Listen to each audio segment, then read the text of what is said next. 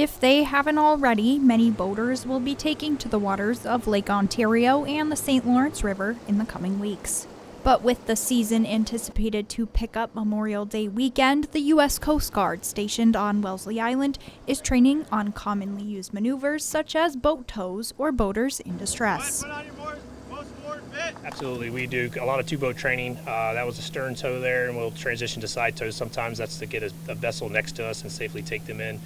We do man overboard trainings, navigation trainings, but we do that quite a bit throughout the summer with our assets. And although air temperatures are nearing 70 right now on the St. Lawrence River, we still had to wear suits like this one to go out on the boat today. Here's why. The main thing is the water's still cold. Even though we're in the 70s and going to be hitting the 80s this weekend, it's always important to know that the water temperature, we're still in the 40s to almost 50s. Hypothermia can set in very fast. But if you unintentionally end up in the water, here's what to do.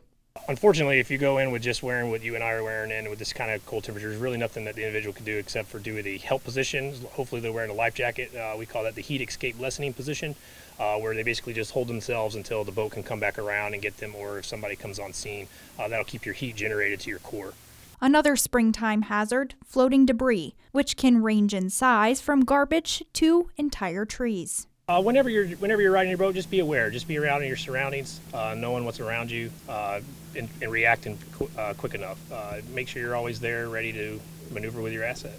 The U.S. Coast Guard also requires boaters to have a list of items on board, regardless of a vessel's size, such as life jackets, cushions, horns, and more. Boaters need to make sure that they meet their vessel requirements. So most importantly, it's your fire extinguisher. If you have a gas tank installed, fixed to the boat, your life jackets are worn, and you have a throwable and along with a whistle. With the busy season coming up, it's always important to know that cell phones don't always work. Make sure you have a radio on board, and if not, let somebody know exactly where you're going. That way, if you're not back by the time you've told them, they know the area to start looking, and then they can start notifying other agencies along with us. Make sure to keep all these safety tips in mind while out on the water this spring and summer. For ABC 50 Now here in Alexandria Bay, I'm Isabella Colello. For more local news, go to informnny.com or download the ABC 50 mobile app.